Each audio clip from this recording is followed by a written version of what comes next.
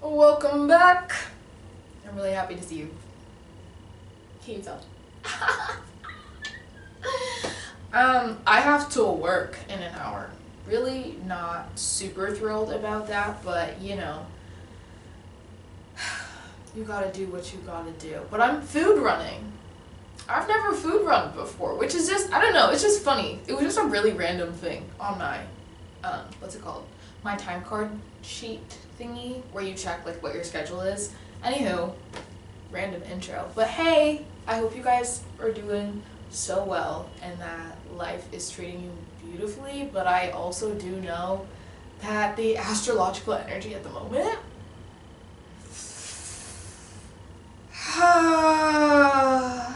self-explanatory. Anywho, today I wanted to talk about being understood. I yearn to be understood. And I realized that yearning and that like, when is someone gonna understand me? When is someone gonna listen to me fully? I realized that yearning that I was putting out into the world is the reason why I wasn't getting it. Because I was dying for it, you know? And you guys know this, the saying where it's like, you know, be careful what you eat when you're starving.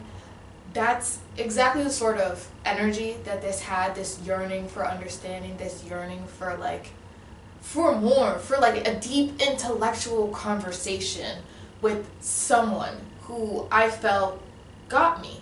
It got me completely, and not got me completely and then judged me or understood what I was saying or understood my concepts and then, you know, tried to like break those down or bring me down with it. Just full body understanding. And full body understanding is hard to come by, especially if you're an individual who considers yourself like spiritually enlightened, highly intuitive, incredibly empathetic.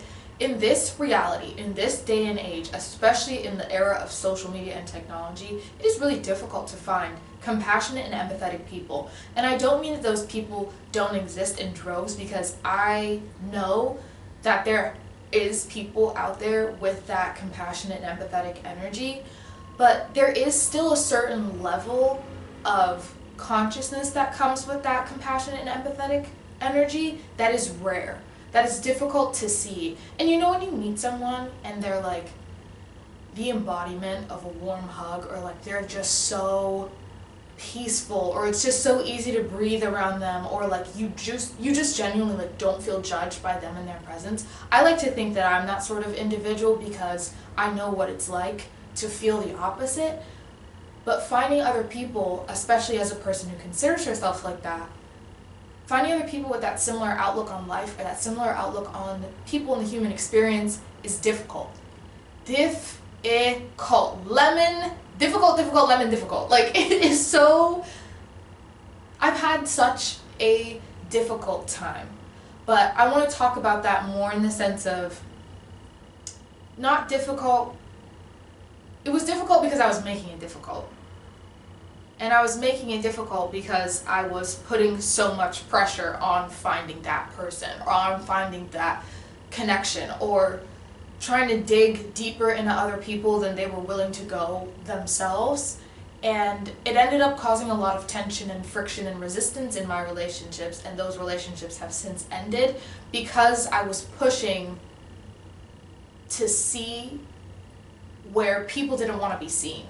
You guys also, like, there is a phrase, and I'm sure that everyone has heard it, where, you know, people can only meet you as deeply as they've met themselves. And I truly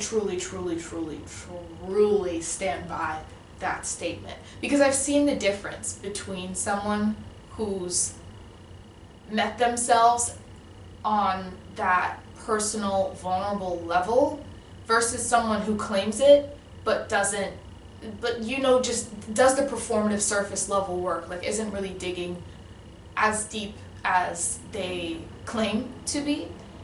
And the difference is so apparent, and finding those connections these days has been difficult for me personally.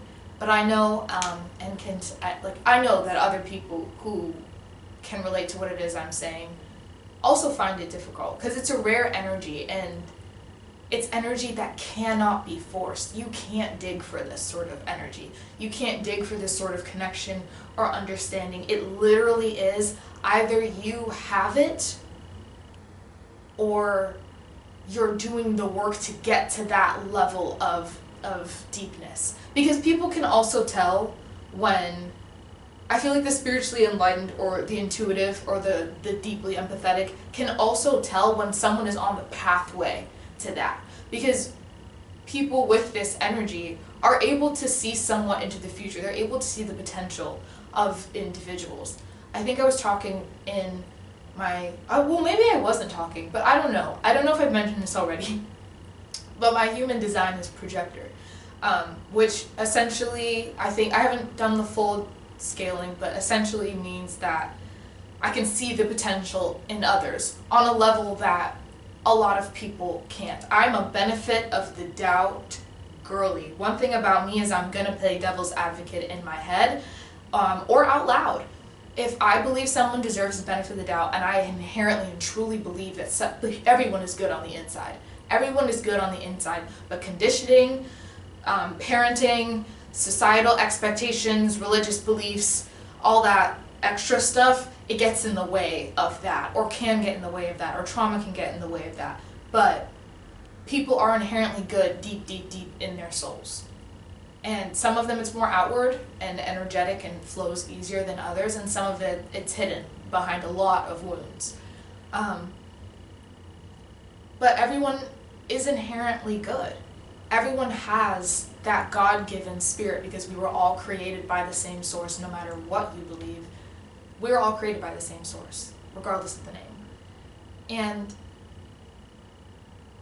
people with this mentality, or people who see things in a similar way and see the inherent goodness in others, you can tell when someone has already that deep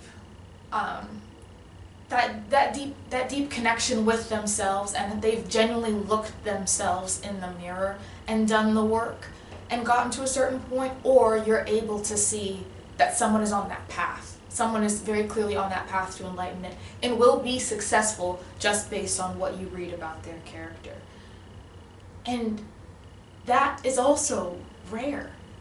And I'm realizing, however, although I said it's rare, however, I'm realizing I am pulling in a lot more of that energy when I started not looking at it, how do I say this? When I started not viewing it as difficult. Like, when I stopped being like, oh, it's so hard to find someone. It's so hard to be understood. Nobody understands me. Why am I not understood? When I stopped doing all of that extra nonsense in my head, it started flowing into my life a lot easier. I started understanding myself, and you attract what you are. So when I started understanding myself and being like, you know what, let me not focus so much on who all isn't understanding me. Do I understand me? Do I feel like I'm making a valid point? Do I feel confident in knowing that what I'm saying is uplifting or inspiring or positive, or, you know, whatever, like that I'm speaking with a good heart? Do I know that? Do I feel like I'm saying something of substance? Do I feel like my voice has value? Oh, okay, so then it has value, and I don't need that outside understanding. That also ties in with validation. I don't need that validation anymore, because I know what I'm saying is of substance. I know I'm smart. I'm an educated black woman, and my parents made sure of that. So I know I have something to say. I know my words have value. I know my voice is strong. And for so long, I cowered within myself because people were so intimidated by me, or came across as so like, we don't understand you, that's so odd, we don't really, you know, or like, can you not, like, why are you, like, I don't really want to hear that right now, or like, oh my god, you talk so much. Like, these are wounds that people, these are, what's the word? These are cuts that people slice you with, and it takes away someone's voice. This is also why I'm so careful about what I say and how I say it to people, because words hurt. And if you're not careful with your words and you're not careful with your intentions while you're speaking, you can really alter the course of someone's life, positively or negatively. And you must be so mindful. So when people were doing this, like, oh, can you stop talking, or like, I'm done listening, or like ignoring me, you don't even have to say stuff. The body language, the eye rolling, the exasperation, the like, you know, like when people look at you and they're like, okay, are you done yet? Like, you can feel that. You can feel that, and you know you can feel that. And those sorts of behaviors, that sort of attitude, literally blocks someone's throat chakra. I had so much difficulty speaking with conviction, speaking with vulnerability even, being honest about who I am as an individual, what I bring to the table, seeing myself as a person of value, seeing my conversations as things of value, because of all of the wounds I received from the cuts of people who wanted to silence me to some degree, whether out of exasperation, whether they had a long day, whether they just didn't want to hear me, they didn't like me, they didn't want me to share my ideas, jealousy, envy, whatever the reason would be. It was cutting my throat. And now that I've released all of these people who were cutting my throat, I'm able to speak in my power. I'm able to remain in my authenticity, and I'm able to understand myself. Because it gets to a point where enough people are telling you that you're crazy, or that you're psychotic, or what you're saying is super out of bounds, or like, whoa, that's real woo-woo, that's real this, that, and the other. It gets to a point where you're like, oh shit, is it me? Like, am I really, is the rocker over there and I'm over here? You know what I'm saying? Like, are we really that far apart? It gets to a point where you start thinking that way of yourself, and that's what starts cutting down your throat chakra. That's what starts, you know, lessening your value in yourself. And then you start not understanding yourself. You start having your own thoughts and your own processes when you're alone in your room at night, and you start questioning your own voice.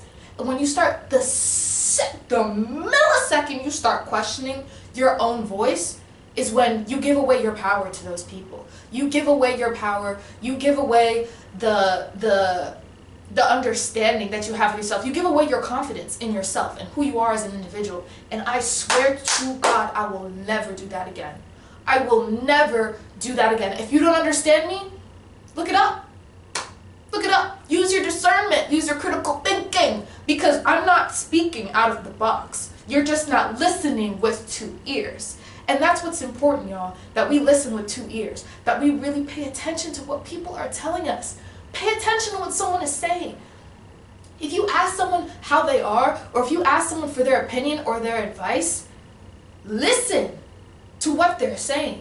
But if you know that you're going to go back and do the same thing, you know you're going to just run on back to that man, you know you're just going to keep on perpetuating that cycle because you're comfortable there, that's fine. But don't open your mouth and ask for advice and then make that person feel like you're exasperated, or you've heard enough, or that you want them to stop talking, or that, you know, cutting them off.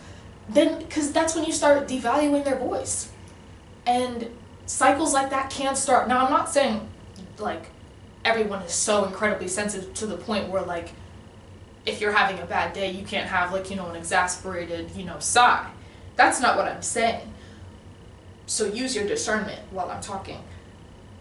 There's a difference. There's a difference, and you know your intention. And that's what's important. Intention is important. But there is also the flip side of that coin, which is understanding that intention also can't save you from bad behavior. If you act a certain way and you say certain things, but you're like, but my intention wasn't to hurt you, my intention wasn't to this, and it's a constant happening, it happened 1 or 2 times, that's one thing, but it's a constant, and you have someone constantly coming to you and being like, hey, that kind of hurts my feelings, you know, hey, I'm not really so comfortable with the way you're saying that, hey, like, you know, that was kind of mean, and you're still like, oh, but that wasn't my intention, that's not what I was trying to do. Well, you lost the plot, sister, because you've been warned. The person told you multiple times that hurts their feelings. So intention can also only take you so far. But self-awareness, critical thinking, intention, and discernment, these things, these 4 things, revolutionary. Revolutionary. And I'm talking about them not on like the surface level definitions of these 4 things, but I'm talking about, as I always talk about, the real introspective work behind understanding the deeper meaning of these things and then applying it to your life. And then by applying it to your life, becoming a better person, becoming a more fluid person, becoming a kinder individual, becoming a more self-aware individual. You end up improving your relationships. You end up improving your relationship with yourself.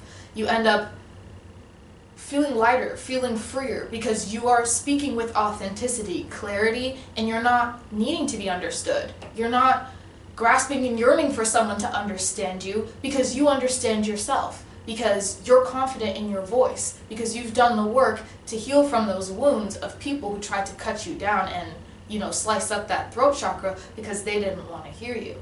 You're also making sure you're a self-aware person, that you're intentional with your words, that you're intentional with your mindset, because thoughts becomes actions, actions become reactions. You feel the cycle, you feel the flow. You're changing who you are as an individual. And then things just, it goes from all of this to just like, I'm at the point right now where I don't even have descriptive vocabulary, but like, you know what I'm saying? Like, the water gets clearer, and you're able to wade through that a lot easier. And that voice, that change in perspective, that understanding that you give yourself by being authentic and by being confident in what it is you have to say, changes your life. It literally changes your life. And once you change your life like that, and once you've done that internal work, you walk around with that authenticity, and it inspires other people. And then other people are like, oh,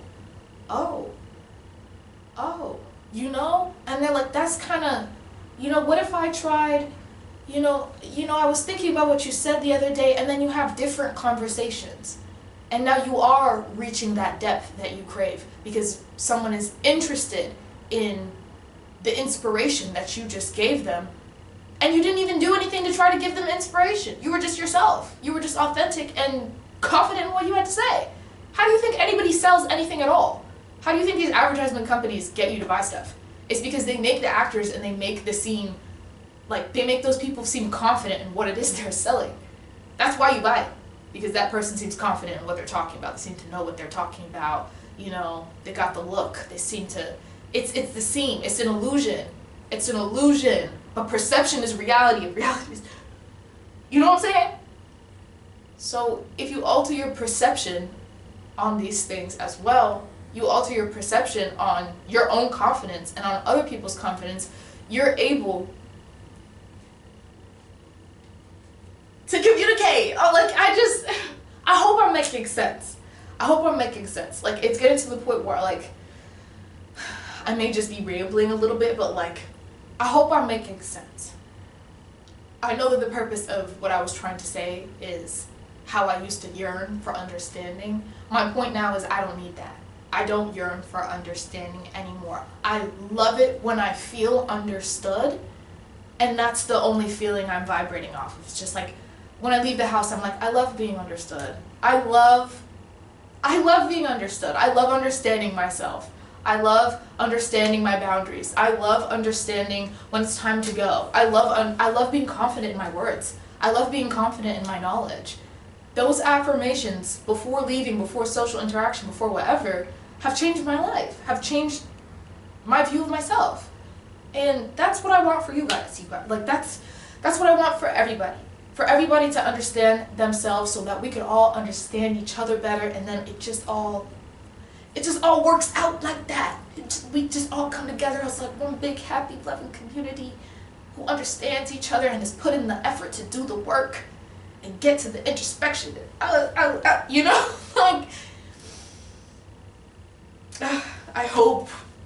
You know what? Nah, not even. What did I just say? I know I'm making sense. And those who get it are gonna get it. They're gonna see through my... Yeah, okay? Those who get it are gonna get it. That's... Spirit was moving and grooving through me, I think. That's all I have.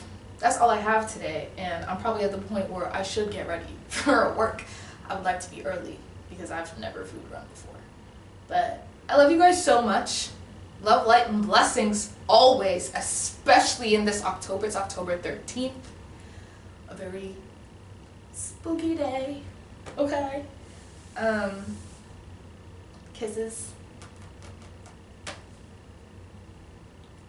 Sending you blessings. Love, light, always. Okay, I need to come off this camera. Hi.